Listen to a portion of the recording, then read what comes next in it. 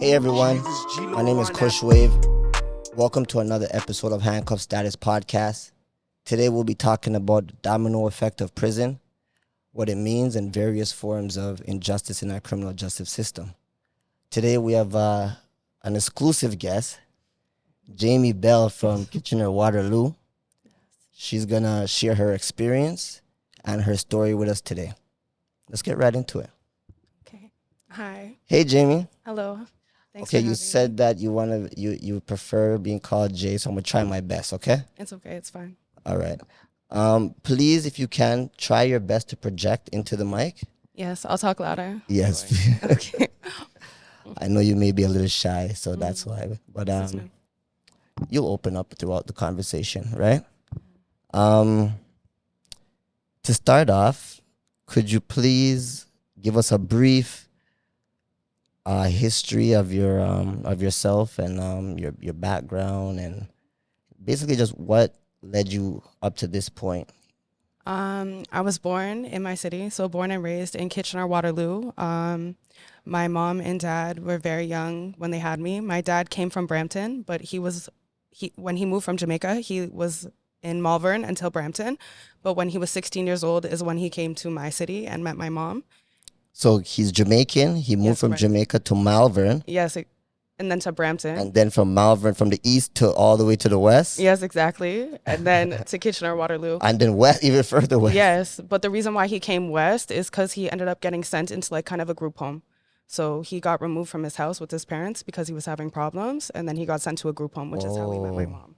And then he met your mom Exactly, in high school, doing high school. track. Yeah, doing track. my mom and dad both did track. Yeah. Nice. And was daddy doing track? Yeah, he was doing track and talking to girls. Yeah, he was that dude. So, yeah. And then he met my mom, and they dated for 2 years and then got pregnant with me. But my dad was struggling throughout like them dating and the pregnancy. And then it kind of But they were young, so. Exactly right. But my dad struggled with mental health. My dad was sober for 4.5 years. Like, he did so good. He did good. He did, but shit happens. COVID. All right, we're going to pause on COVID. I'm so sorry. No, you're okay. Hey, you're okay. You're doing great.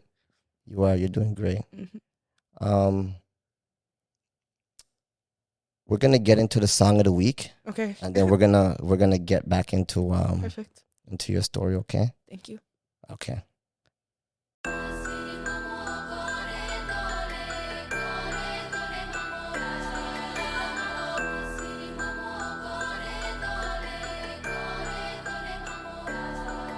I feel like nobody know me. Say that you love me, then show me. Stick with a beam when I roll by my lonely. Flipping these peas, trying to get me a rollie. Got it. Ain't eat with the team, but he claim me my homie. Still in the game, we ain't playing for trophies. Water the chain, trying to drown out emotions. Damn, brand new, who the fuck with the old me? I came from nippers and kickers and stolies. Don't know about tricking and feeling the phone. Lost niggas to prisons and killings and no's. No snitching, I ain't about to speak on my story. No feelings, I'm ready, this shit can get gory. City to city, to show like I'm touring. They asked for a pic, now they nodding and snoring. A lot of bullshit, so I packed me a Taurus. I'm a sass, so the whip got horses. Fuck a bash, can't count my losses. Need a big bag when I leave my office. It's only good vibes, I can fuck with them crosses. But niggas get crossed out off. If you rock that mask, there's no more talking. Put a nigga top on auction. Going once, that's it. I did some shit I can't forget. I'm just praying the Lord forgive. He had some long nights in them trenches. Cold sweats when I reminisce. Chasing dreams, he never knew you was sleeping till he got pinched. Chasing beans back to the base, he was swinging and he got pitched. Ain't no more home running. Asking question, nobody know none.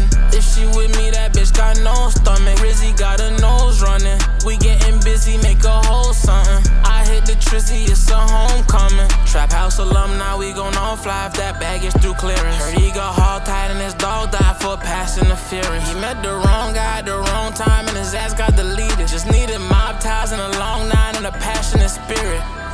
That was Zero Love, the old me. You could check him out at Zero Love 6 Up on Instagram and all streaming platforms. Jaamee, if you need a little bit more time, you could take it. I'm okay, honestly. We're not I'm so rushing. sorry. It is okay. We're not rushing you. I haven't really spoke about it with anyone before, like, except for like close family. So like, I feel like I'm like prepared to talk about this, but like now it's just like, Yeah. more real. I don't know. It's okay, right? But like anytime you feel like you want to take a break, I appreciate you. that you can, because this, like you just said, you haven't talked to anybody really about this. So I don't want to pressure you or make you feel like you have to sit down and go through that, right? It's not pressure either. We'll get to why this is so important to me as well, which is why I did it and stepped like completely out of my comfort zone. So Awesome. I would love to it hear means a that. lot to me. COVID. Yeah. COVID happened, right? Yeah. So I think that like the pressures of COVID and like just like the isolation more because Also, you weren't allowed to see him. well, it was harder. I lived in Waterloo and I was like working. I run a group home for adults with developmental disabilities. So That's people were amazing. stuck at home and I was like working all the time, crazy hours. It was And really hard for like even PSWs. It was really everyone, hard. like the whole healthcare system just kind of went shaputs, right? Everything we Yeah. were taught in school went out the window. So, Exactly. but so for my dad, I feel like the isolation was kind of hard on him, you know, like not being able to just get up and go kind of how he wanted to. Mm-hmm. So he started like dating women and like women are my dad's kryptonite. And he would say it too. Like he would say it. So Wow, where's he finding women in COVID? dating apps. Oh my goodness. Yeah. My dad was a handsome man though. Really? Yeah. I always say he's chasing all the angel honeys up in the sky now. Cause I know him. Like he was handsome. But yeah, so he started talking to one woman and their relationship was like a little bit tumultuous, but she was still kind of good for him because she kept him in line, right? She kept him in line. Exactly. Sometimes that's what you need. But then one day we were driving in the car and my dad's like, your brother. And I was like, what do you mean my brother? Because I never knew I had a brother. So he tells me that I have a brother and we kind of got into an argument about it because I find out at the time Aiden was like 23 years old. So was that younger or older than you? Younger than me because I'm 32. So I was like probably 27 or something like that. So it was your little brother? Yeah, my little brother. And I thought this whole time that I only had a little sister. So, and she's 13 now, right? So he tells me, and then like I put pressure on him. I'm like, and then I find out that I have an ex-sister. I'm like, oh my goodness. Like it was so crazy, right? So 2 sisters, 1 brother. Yeah, exactly. So I was like to him, like, I have a right to know my siblings. You know what I mean? No, of course. Exactly. So then I put pressure for him to like reach out and like connect us. So then he started talking to my brother's mom and then he moved back to Sudbury. And Sudbury is where my dad always got in trouble. Sudbury. Yeah. That's where he died. In Sudbury? Yeah. Around the same time? Yeah, he talked to her and he moved back home with her. And then he went really downhill. It was in and out of jail from then. He came back home in August, which is the last time I saw him right after I had my 3rd daughter. Thank God. He came like back he went to Caledonia to see my grandma, to see my grandma. And then he ended up coming to visit me. I picked him up for the day and he met my youngest and he hung out with me and my kids. And then he went back home and he was supposed to stay with my grandma. And then he ended up going back to Sudbury. Driving back to Sudbury? He took a bus or whatever to go back to my brother's mom. That's a lot of driving from Caledonia on the buses to Waterloo. But you have to understand when you're struggling, it ain't nothing to be where you want to be. To be where you want to be, yeah. You know what I mean? People do crazier things. Yeah. So then he went back to Sudbury and then he got arrested again. He got released and then he overdosed. Like literally the day he got released. Shit. Yeah. That's usually how it happens. Exactly. But like being in and out of jail didn't do nothing for him. They never helped him with his mental health. The only time he got help was at St. Joe's. Was he ever diagnosed with mental health? Yeah. So they knew he had this? Yeah, like drug-induced psychosis and borderline schizophrenia because of it. Like this is all because of psychosis, right? Like my dad took medication. It wasn't a secret. Yeah. And drugs do heighten that. Exactly. And then you start throwing those things into the mix. And the thing is, like, when my dad overdosed, it's like so hard to say because like my family has so many secrets. Like he overdosed on crack cocaine, but it had fentanyl in it. Like people don't overdose on crack. You understand? That's but it's been happening since the 80s happening. and nobody's really overdosed. You're right. So it's because they're putting the fentanyl in it now. Exactly. And that's the thing. Like his autopsy comes back and it's fentanyl that's in it that killed him. So somebody mixed it. Exactly. Oh my God. That was it. And the fentanyl epidemic is so bad right now, and nobody's doing anything especially about in Sudbury. There's nothing for anyone to do in Sudbury except for use drugs. it. Yeah. The kids, the adults, it doesn't matter. Like, the whole city is disgusting. When you drive into that city, it's like my little sister still lived out there. When you drive in Oh, that she's city, still there? no, she's like, it's so sad. My little sister has like so bad. When my little sister was, I believe, 6 years old, her mom died of cancer. Now my dad's gone. Oh my goodness. Like, I have 3 kids of my own. I can't just take her, right? And she wants to stay with her other siblings. Like, And how old are they? Are they old enough to take care of her? no, So it's a bunch of kids. So, because my dad had kids all over the place and we didn't know each other for so long, Willow, who's my little sister, her mom. That's a beautiful name. It's so pretty, right? So cute. And she looks so much like my dad. She hates that I say that, but oh my goodness. When I look at her, it's just, she has like his gap tooth, everything. The split image. It's so incredible. But yeah, my little sister, so her mom died of cancer, but before she died, she got remarried to a man named Neil. And then he ended up raising my little sister because my dad was obviously struggling, Yes. and his kids that he had with her mom. Oh, so it's her half. Exactly. Okay. But then he passed away. Neil? Neil passed away. It's like, this sounds like a movie. It's not, like, it's crazy. Neil passed away. He overdosed on heroin too. He lives in Sudbury? Yeah. And People got to get out of there. Trust me. You got to get out of my Sudbury. little sister's in St. Mary's now, which is 45 minutes from me. That's not too bad. Living with Neil's brother, who's like a good man.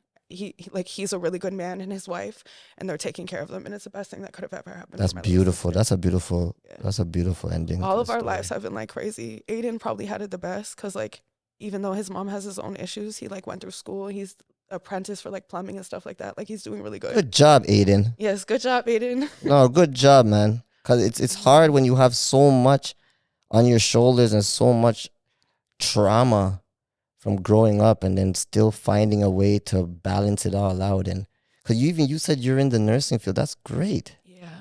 That's great for you to do all of this. You know, It was hard though. Of course. And it wasn't overnight. Like, this is something I did later in life. Like, how did you find the motivation to push through with all the trauma and all of the obstacles that were given to you, and still find a way to take care of yourself and your kids, because you have your own kids now? I used to be so angry. Like, I was so angry when I was younger. I was like so upset and like just closed off. Like, even I'm still probably like really closed off from people. Like, That's understandable. Like, yeah, but I was like just like angry, and like, if like someone said something to me, I always had to have something to say, you know? mm-hmm. I was like super confrontational. But then I had my daughter when I was really young, and then after having my daughter, like, I just started looking at life differently, and then I realized like I could be a product of the environment I grew up, or I can do different. And I also knew that all my anger and pain that I projected came because of how I was made to feel.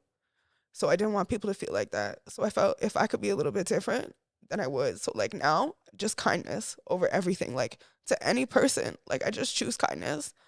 I choose to try and help anyone I can, because you never know. You just never know. Jay, you're powerful. I don't know. No, you are. You're powerful. That's a lot. Yes. I appreciate that.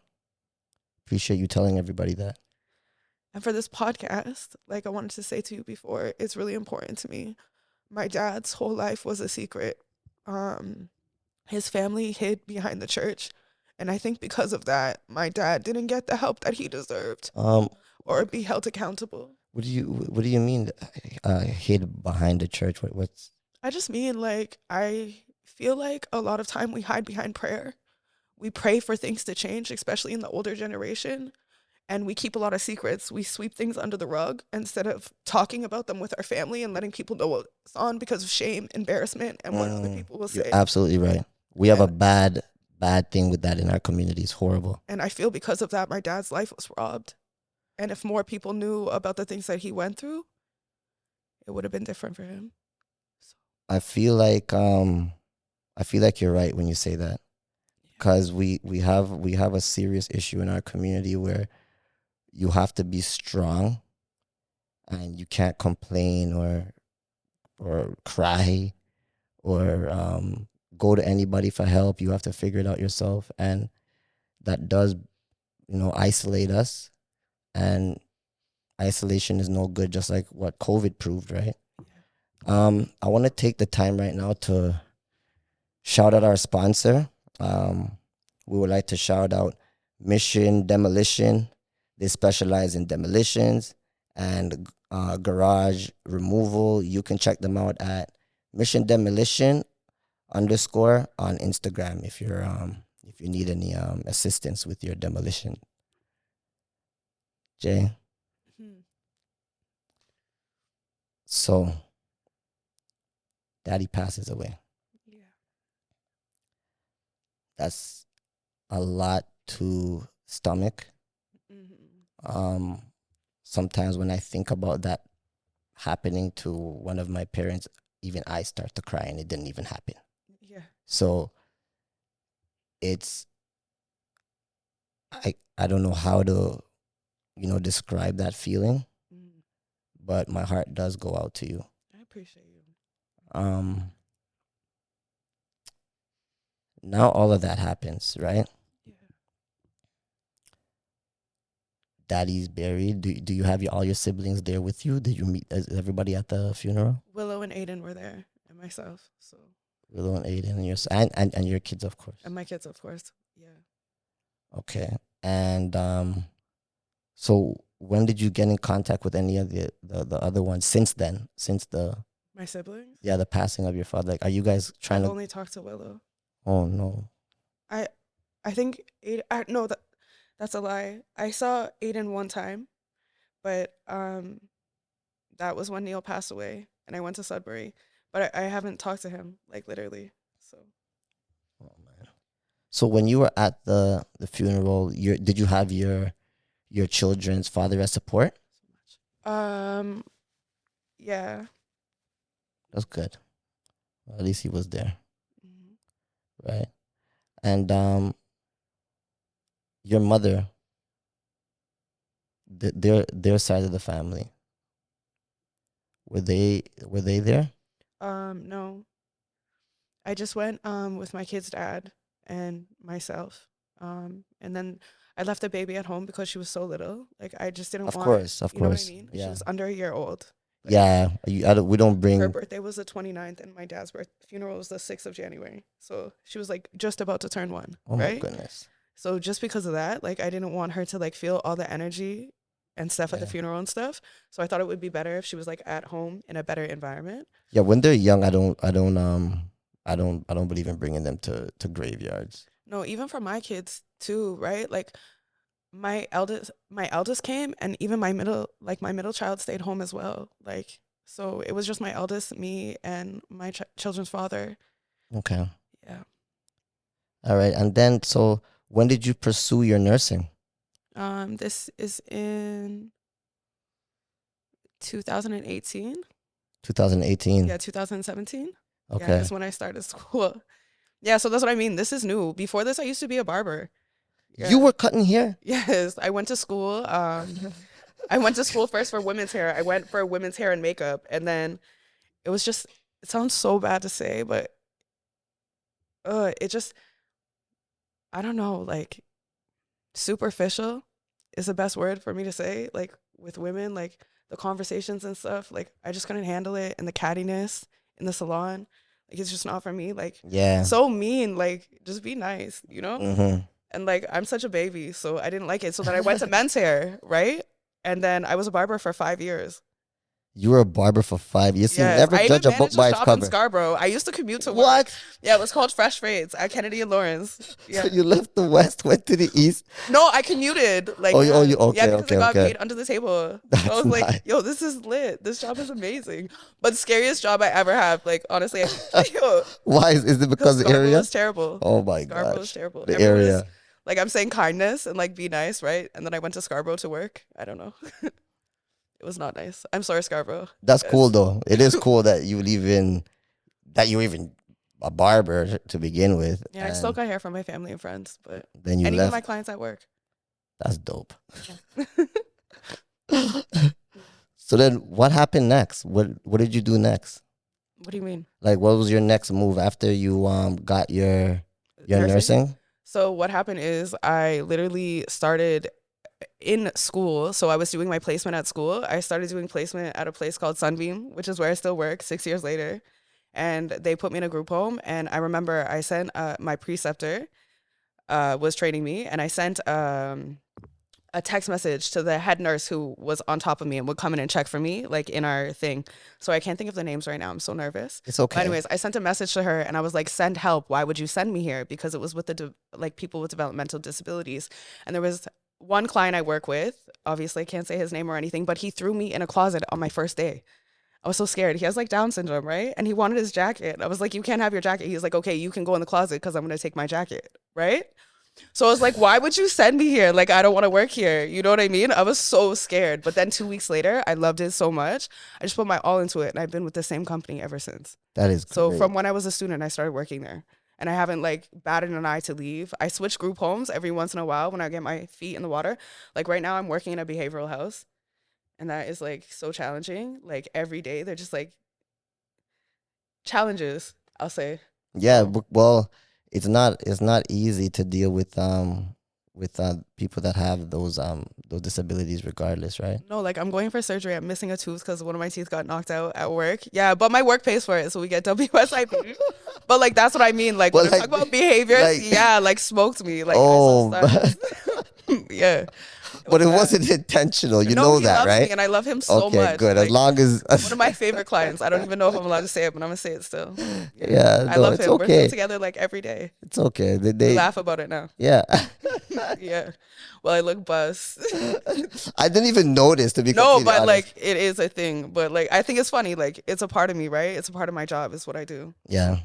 And still to go back there and pour love into them I couldn't do anything else. My days go by like this. Like I'm saying, there's always like something. There's always something. So I love it. Okay, so I'm gonna ask you this. All right. Mm-hmm. How do you navigate trust and vulnerability in relationships given your past experiences? I probably don't. You don't? I have a really hard time trusting people. But when I do find someone I trust, I probably like latch on more. So you're not with your baby father that was at the funeral with you anymore? No. Oh, man. No. And do you think it's because of your past experiences that led that? No. That's just different stuff. Yeah, we were actually married. We're still. Oh, you guys are married? Still married. You guys are married? Technically separated right now. Okay, yeah, so you can't be looking anybody then. That's why. You're still involved. So in August of last year, we went through something. He comes from war. So he has, I don't want to talk too much about this, but he struggles with PTSD. Oh, he's been in a war. Yeah, like when he was younger, he moved from war. That's why he moved to Canada. Okay, so yeah, so PTSD is definitely a thing. It's super, and it was never dealt with because of like different issues. Mm-hmm. So he has like anger issues, and COVID, like I said, set off a lot of people. And then in August, my neighbor called the police, and then he ended up getting removed from the home. And there's just like a whole bunch of stuff going on because of that. So it's complicated. Okay, but well, it all comes back to this. Like, they're not giving them the right treatment. That's just what it is. Yeah. Well, that's the thing. Like, there should be more than sending someone to sit in a cell. There should be like classes that actually help people. Yes. Anger management and like actually seeing it through, diagnosis for mental health. Yes. Actually following through and taking medication. Yes. Like there's so much more. Like you're so absolutely right. Even going through everything that we're going through right now, I had to go sit with the Crown, and they're like, "What do you want to see come out of this?" And I kind of talked to them about like my dad's story a little bit because I thought it was important for them to know where I was coming from. Before I told them that I didn't see him going to jail as being something helpful for us. Mm-hmm. And thankfully I did that because he's getting 6 months house arrest. Like on the 26th, we have his court and everything will be taken care of. Well, that's good. Exactly. But like I sat with them and I said the same thing to them because what does it do for him? It just takes him away from the kids longer, takes him away from and that's work, not good for the kids. Puts more on me. Like that's just more strain. So I'd rather see him get help, even if we're apart, than him just rotting away. Did I tell you you were powerful? No. You are powerful. I don't feel that way. I feel like the I way just went that through shit. you care though is very powerful, because in a lot of, just like what you said, you were working in the salon, a lot of those girls would have wanted him in jail, Yeah. you know. But you're looking at the real picture, and the real picture is the mental health of your kids, The mental health of the family. of the whole family. Exactly. That's great. So 6 months probation, that's good. Amen. So I could understand why, at this moment you're not. It's hard for you to um to be seeking those type of things right now. I don't even want to be outside. I Yeah, just want to be with my kids. yeah, I'm trying now to like do things because like I feel like my dad's life was robbed. So I'm trying not to like say no to like actual fun experiences and stuff. But besides that, I just don't have time for anything. I did a VR gaming Did you? thing the other day, and I'm gonna let you know, It if was you want to do a thing, you go down to VR okay. wherever it's at, Mhm. and they have like multiple games you could play. It's amazing. Whoever you go with, don't just let them know they gotta stay arm's length away, because Oh, you did the standing one? we're standing and Okay. we have swords and shields, and Oh my I goodness. felt like we were whacking each other more than the enemy.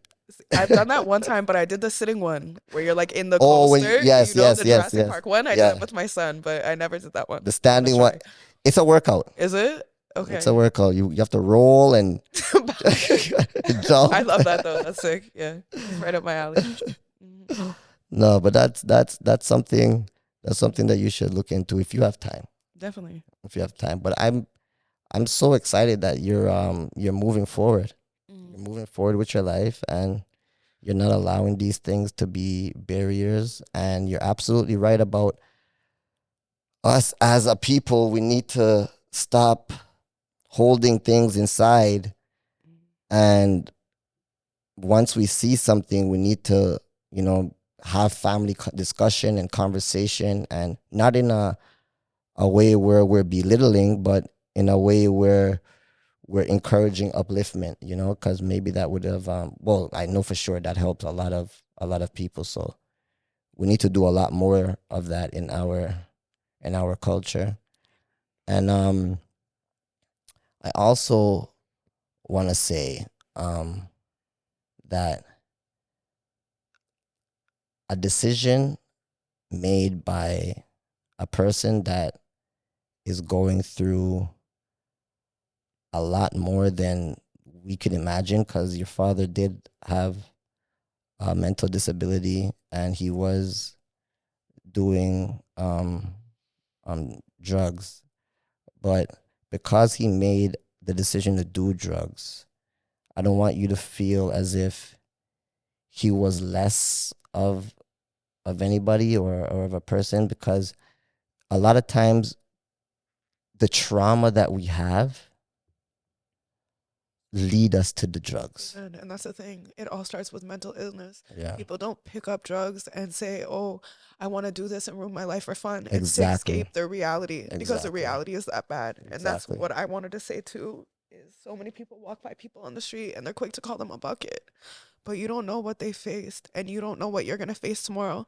Because even if you're up right now, it all falls down. It all falls down, and it could happen to anyone. At any time. Anyone. Yeah, I've talked to a few individuals downtown, and just like what you said, people call them buckets, or um, whatever. But a lot of times when I talk to these people, they're so intelligent. It's as if I wonder, like how, in so much cases I look at them like, how did it even get here? And it all starts with traumatic experiences, losing family, Yeah. losing a loved one that you had an attachment to, that was more than yourself, that you loved more than yourself, Yeah. and it leads them down this downhill spiral of drugs, and they're not less of anybody. Then no one's better than anybody in this. And you're absolutely right. At any given time, your life could change. Mhm. And I appreciate that you even found the courage to to come out here and do this, because it's not easy to talk about your life. It's not easy to talk about what's deep inside that bothers you, you know? And there's other people in the world or just around us that we probably don't even know these things are happening to, and they're going through it. So for you to come out here and tell your story, it may give them some sort of encouragement, you know? Amen. I always wanted a way to be able to like kind of say like the things I'm going through, because I'm not the only person, you know, like even when I talk about my dad's passing, I feel uncomfortable when people are like, I'm so sorry that happened to you. But so many people are going through this. Yes. So many people are slipping through the cracks. Yes. Right. So I feel like what you guys are doing is so incredible. And just to be able to have the opportunity to be a part of this means so much to me. So I appreciate you more than you know. That's amazing. Would you like to take the time now to say anything that you wanted to say? There's anything on your chest that you want to get off your chest? You could say it right now. That's pressure. Honestly, it's just if you have the power to be kind to be someone or help someone, just always choose that route, because you don't know where you're going to be. And just take moments to actually experience what's going around you. I don't know what I can really say, but That's good enough. Take your time, you know? take your time. Yeah. Literally. Don't rush. Time. Don't rush. Live. Be happy. That's it.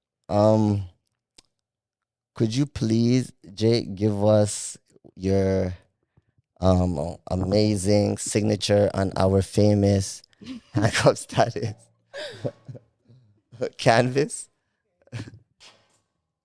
Anywhere? Yeah, anywhere you want. Okay. And just write Jaamee. Anything you want. Anything you want. I'm gonna do my art signature. Sorry. It's ugly. I like ugly things. That's dope. What is that? MF. Mother fam.